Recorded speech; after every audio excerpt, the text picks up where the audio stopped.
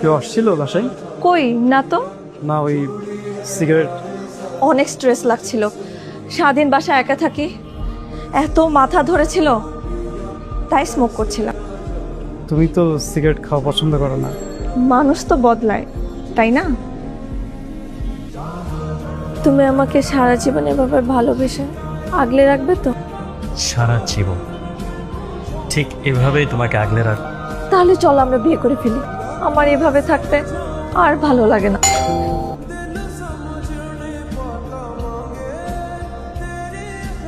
ব্যাগটা দাও, ফ্রেশ হয়ে আসো।